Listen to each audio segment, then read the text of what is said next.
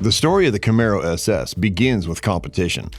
Initially nicknamed the Panther during development, the Camaro was described as a small, vicious animal that ate Mustangs. And when it officially launched in 1967, the Camaro SS delivered on that promise, becoming a true contender in the muscle car arena.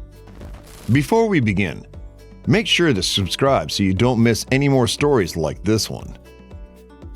The 1967 Camaro SS was built on the Chevy 2 Nova platform, a cost-effective and efficient base.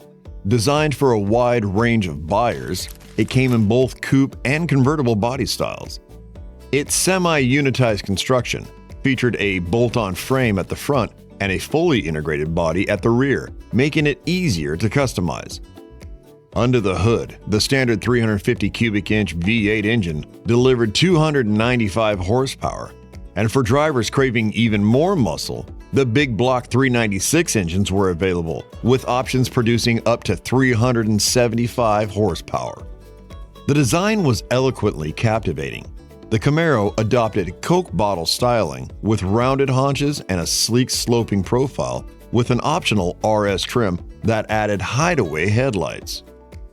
Building on the success of the debuted 1967 model, Chevrolet wasted no time enhancing the lineup with new features, stronger engines, and bold designs. By 1968, Chevrolet introduced a better version of the 396 cubic inch V8 engine, known as the L89. This engine came with lightweight aluminum cylinder heads, boasting both performance and handling by reducing front-end weight.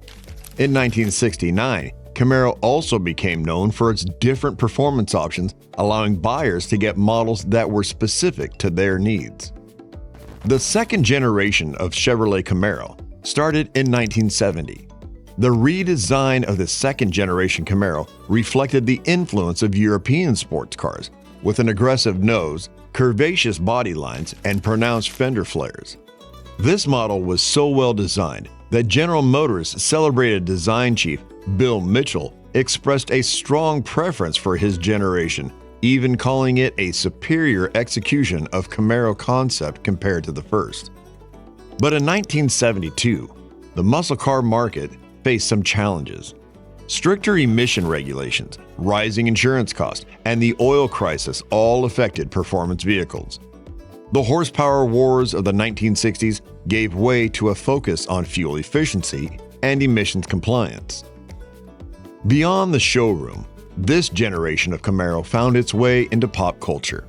It became a favorite for custom modifications thanks to its robust platform and timeless design.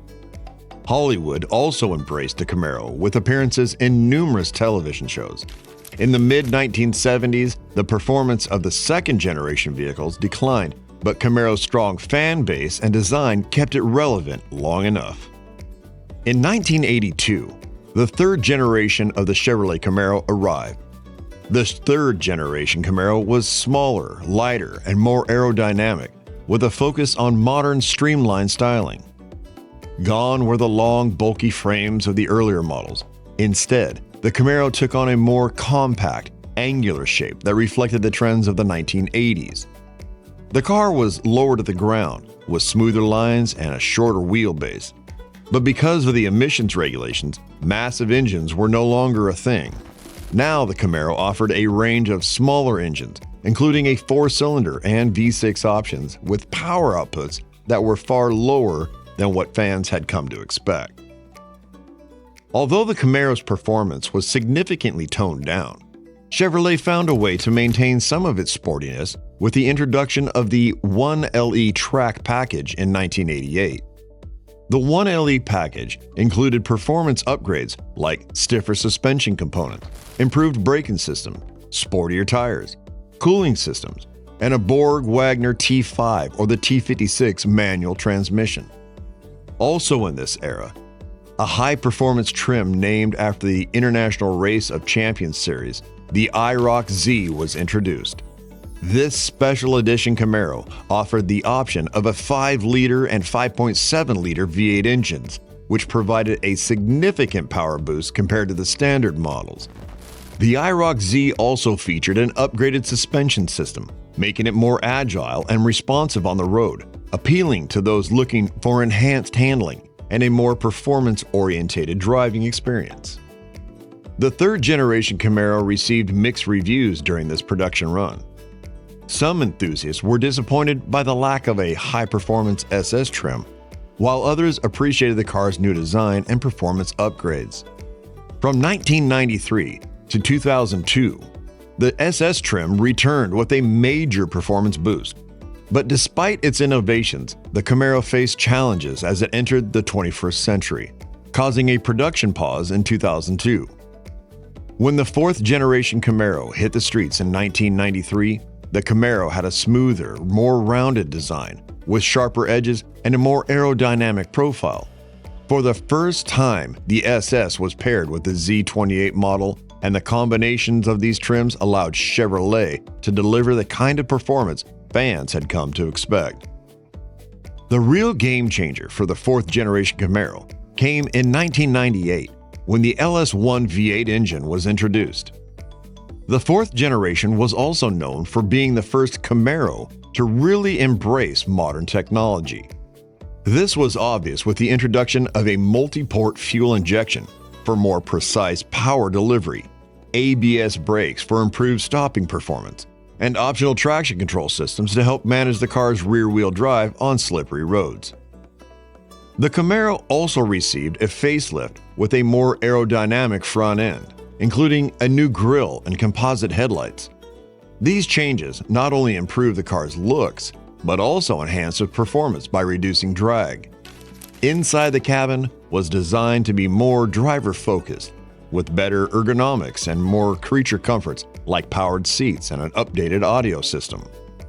And as the 1990s came to an end, sales of the Camaro began to decline. The rise of more fuel-efficient, compact cars, along with the increasing concerns about environmental regulations and fuel prices, led to fewer people buying the Camaro, marking the first time in Camaro's history that the car was officially discontinued. After an 8-year absence, the Chevrolet Camaro made a grand return in 2010. Chevrolet's design team did not just bring back any Camaro, but they brought back a Camaro that felt like it belonged in the present, almost as if they never stopped production. Chevrolet referred to the classic 1969 Camaro, using the iconic design elements that made the model a classic. The long hood, wide stance, aggressive front grille, all brought to mind the classic muscle cars of the past. The 2010 Camaro SS was powered by the powerful LS3 V8 engine, which delivered an impressive 426 horsepower. For drivers who wanted even more power, the Camaro was also offered in the L99 V8, which provided similar performance, but with a focus on fuel efficiency for daily driving, making the Camaro accessible to a broader range of drivers.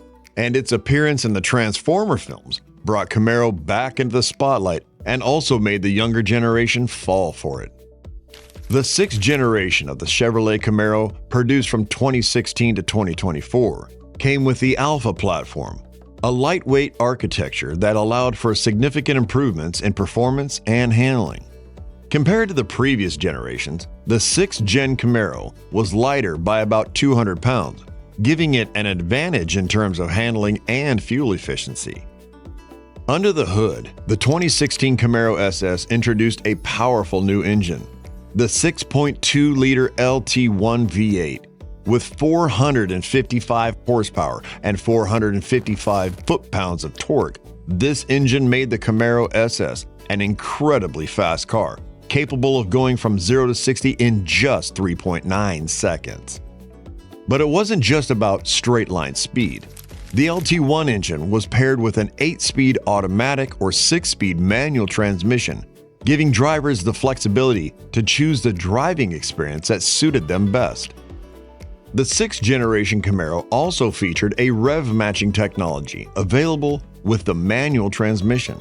This system automatically adjusts the engine speed during downshifts to ensure smoother gear transitions. Despite all these improvements and the incredible performance of the 6th generation Camaro, the market for muscle cars began to shift during this time. As fuel efficiency and environmental concerns became more important, the popularity of traditional gas-powered muscle cars started to decline. At the same time, electric vehicles were gaining popularity, pushing automakers to reconsider their focus on gasoline-powered performance cars. The future of the Camaro is uncertain. With shifts in the market and growing competition from both traditional and new car makers, there are many questions about what's next for this classic. But what do you think? Do you believe the Camaro will make a comeback, maybe as an electric muscle car, or do you think the Camaro has had its time? Let me know your thoughts in the comments below.